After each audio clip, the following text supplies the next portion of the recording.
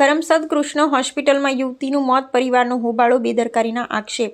આણંદ જિલ્લાના કરમસદ સ્થિત શ્રી કૃષ્ણ હોસ્પિટલ ફરી એકવાર વિવાદમાં આવી છે। બોરસદ તાલુકાના દેદરડા ગામની અકસ્માતમાં ઘાયલ થયેલી યુવતીનું સારવાર દરમિયાન અચાનક મોત થતાં પરિવારજનોમાં ભારે રોષ ફાટી નીકળ્યો હતો। મૃતક યુવતીના પિતા ભાવિનભાઈ સ્વામી દ્વારા હોસ્પિટલ પર ગંભીર આક્ષેપો કરવામાં આવ્યા હતા। તેમણે જણાવ્યું હતું કે ગઈકાલે અકસ્માત બાદ અમારી દીકરીને કૃષ્ણ હોસ્પિટલમાં દાખલ કરવામાં આવી હતી। દીકરી બોલતી ચાલતી હતી અને અમારી સાથે વાતચીત પણ કરતી હતી, છતાં ડોક્ટરો દ્વારા સારવાર અંગે કોઈ સ્પષ્ટ માહિતી આપવામાં આવી નહોતી। તેમણે વધુમાં આરોપ લગાવ્યો કે હોસ્પિટલ સ્ટાફ દ્વારા માત્ર પૈસા જમા કરાવવાનું કહેવામાં આવતું હતું, પરંતુ એક્સરે સહિતના કોઈપણ રિપોર્ટ પરિવારને બતાવવામાં આવ્યા નહોતા। ડોક્ટર માત્ર ઇન્ટરનલ ઇન્જરી હોવાનું કહી રહ્યા હતા। આજે સવારે અચાનક ડોક્ટરો દ્વારા યુવતીના મોતની જાણ કરવામાં આવી હતી। પરિવારનો આક્ષેપ છે કે કોઈ પૂર્વ સૂચના કે સલાહ વગર મૃતદેહને પેક કરી એમ્બ્યુલન્સમાં મૂકવાની તૈયારી કરવામાં આવી હતી અને મોતનું ચોક્કસ કારણ પણ જણાવવામાં આવ્યું ન હતું। આ ઘટનાને પગલે હોસ્પિટલ ખાતે પરિવારજનો અને સ્થાનિકોમાં ભારે આક્રોશ જોવા મળ્યો હતો અને હોબાળો મચ્યો હતો। હાલ આ મામલે વધુ તપાસની માંગ ઉઠી રહી છે। આજથી હું જાહેર જનતાને કહું છું કે કોઈએ કૃષ્ણ મેડિકલમાં આવવું નહીં। અહીંયા આગળ માત્ર ને માત્ર ગોદબરી બેગ જેવી પરિસ્થિતિ ચાલે છે। મારી અસ્થિરમથી છોકરીને આ લોકોએ મારી નાખી છે અને અમારી જાણ બહાર એમ્બ્યુલન્સ બતાય, અમારી જાણ બહાર એમ્બ્યુલન્સમાં છોકરીને મૂકી અને કઈ લઈ જતા હતા એમને ખબર પડવા દીધી નથી। અને કઈ તો આ તો અમે જોઈ ગયા એટલે બહાર આવ્યા, નકર તો અમને ખબર જ ના પડે।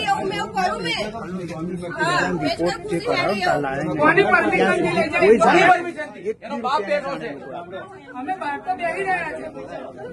હવામાં 7 વાગ્યા સુધી તો હવામાં 4 વાગે ગયા હતા, 3 જણ તો ઊંઘતા હતા અંદર ઊંઘતા હતા। મેં મારી આંખોએ જોયું છે।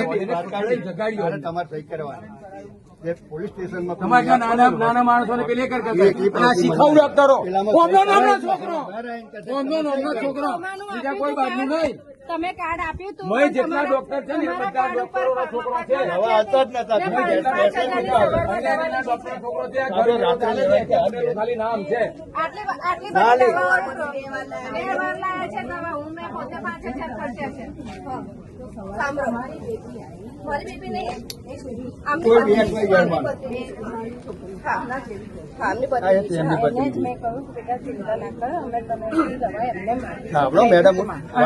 કશું નહીં આલી કોઈ હાલત કાપી લીધા, નહીં મળતો તમને શું ધંભોળો તમે દવાઓ એમને મારવાના કશું નહીં આલ્યા। તમે બોલાને પેલી ને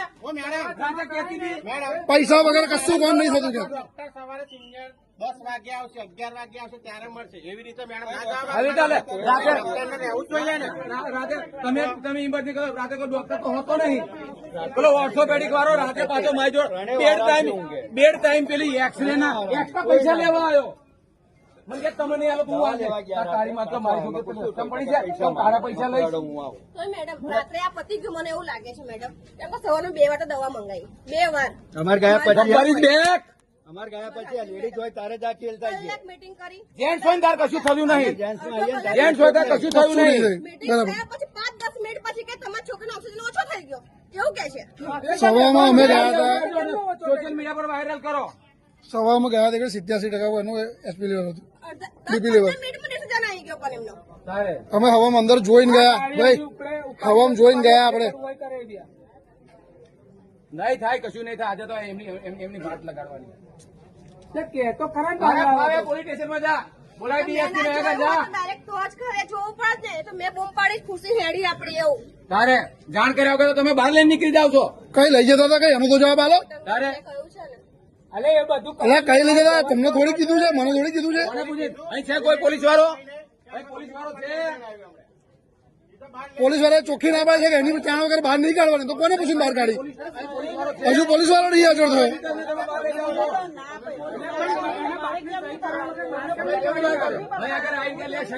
આટલું મોટું હોસ્પિટલ છે, અમને ખબર નહીં પોલીસ વગર કઢાય નહીં બહાર?